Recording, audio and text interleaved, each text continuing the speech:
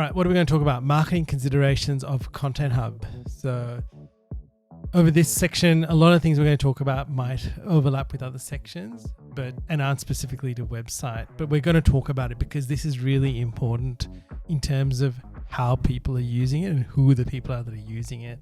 So what are one of the first things you want to talk about, Craig? Well, we'll get into the specifics of marketing. I think it's worth just taking a step back and saying, well, Content Hub, part of the reason HubSpot's going down this approach is the website, it shouldn't be some siloed activity on the side. Oh, that's another tool, another team look after the website, and then marketing is here. They might report into marketing, but oh no, marketing's doing its stuff over there. It's like, it should be seamless. And why we're covering some of the marketing considerations is part of the big push of Content Hub. And the value add is that, marketing and website and content, it's all together in the same system, works well together. So some of the things, let's chat about brand kits. Like, it's brand kits. That's the way we kind of just control logos, colors and fav icons and URLs and themes for brand. Oh, great. Why do we do that? Oh, because then the color pickers are default across, the website. Oh, and that's the email. There might be other parts. Oh, there's styles all there. Now, it's pretty simplistic initially, but there's a very simple example of an overlap between marketing and website, trying to keep those brand bits the same and a common interface. Now, then there's other things which we'll touch on, like connecting various platforms in. So what's the first one we'll chat about? The first thing we're going to talk about is social channels. So the ability to connect in your LinkedIn, Facebook. What else have we got, Craig? YouTube, all comes in. X, Instagram. Yeah. They're all in there.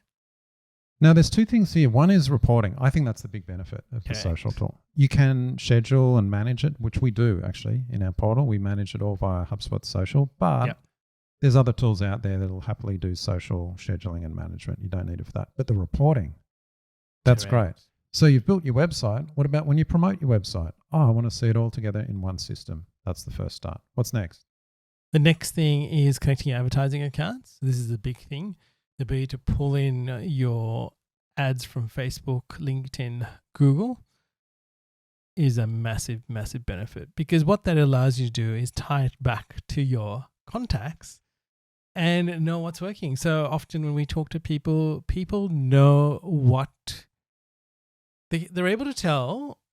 Okay, maybe this for this month we've had this many conversions, but do they know which conversions they are or where exactly they're from? And I think that's the massive benefit of pulling the data in and then tying it back to a contact and what their activity is. And the next thing is leads. Like if you're running lead ads and you don't have it connected in and syncing your leads into HubSpot, you've lost a massive, massive part of the pie here, because just like not having to go to another platform to get your data, everything flows in. You're able to automate what happens when those leads come in. There's all of these things that can take place. And if you don't sync your leads into HubSpot, now you can do it from Facebook. You can now do it from Google as well. Like a massive, massive benefit that you're losing out on. So having all of that connected is I totally agree. And not only that, they can pull in leads, but they can actually push contact audiences and retargeting back to the platforms. That is exactly right. And so, by the way, we don't manage our campaigns within HubSpot. I know they've kind of got some ad management tools. We never do that within HubSpot, but we still connect everything for the reporting. Correct. And pushing the audiences. Definitely. What else can you connect in? You can push in your pixels. So if you're using Facebook, Google, LinkedIn, you can push those pixels straight from HubSpot onto the website. Do you do this? Or how do you push pixels? We do it in some instances, Craig, mainly if people are using HubSpot websites. Mm-hmm. Or let's call it HubSpot Content Hub. Then we do. If they're not, we generally don't tend to. We use Google Tag Manager to push those pixels onto the site. All right, quick consent tools, Craig. So here's marketing meeting website management. Okay, I need the cookie pop up in some countries and not in others. Correct. And if it's in some countries, I need it to be more detailed than others. And some are optional and some must be accepted, etc., etc. That's actually a complex use case. And there are third-party tools built just for this. What's amazing is how good HubSpot's cookie management tool is. It's really good. We use this, on our own sites because some of the sites are targeted on the US and maybe California and some of the EU. And then in Australia, we don't show cookies at all because we don't need to in Australia for Australian audiences.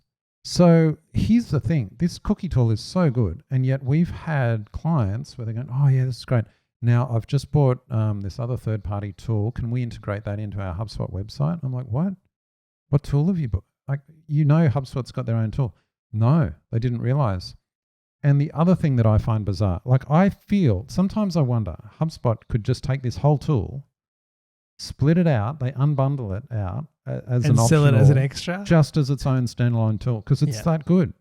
And people would pay money for it. You know what? They'd probably pay more than they'd pay for CMS or Content Hub Starter, I reckon. And this, I don't know what, I actually think this is in most tiers, isn't it? I don't know the cookie tool. Is it even in free? I don't know. We better check that. But here's people complain about the price of Content Hub or CMS Starter, and they'll pay more for the entire Content Hub Starter with just a third-party cookie management tool. And I'm just like, people don't realize how much value it is. So I think this is fantastic. I know I grumble about some things in HubSpot, but this is one I think is excellent. All right, let's talk about campaigns, Craig. So what are campaigns? Campaigns are a great place to kind of tie and bring everything together around a specific marketing initiative. So you can include things like all your ads that you're running, the pages that are in there, lists. If you're going to events, physical events, you can use that in there as well. It's a great place to tie everything together. And you know what? It just keeps getting better and better. So you're able to see, you can use forms and all sorts of things. Your social posts all tie that into here. And even your automation. That's the other thing. And we have actually covered this in episode 278 about building a campaign in HubSpot from start to finish using the HubSpot campaign tool. It's so good. I think they've added features in the last year or so where you can clone campaigns. So you kind of have it set up. Oh, yeah, we're going to run that one again next year. Right, let's clone it. It's a really good tool. It's all about marketing, being able to quickly see the impact of the assets, see attribution, and whether it's working or not.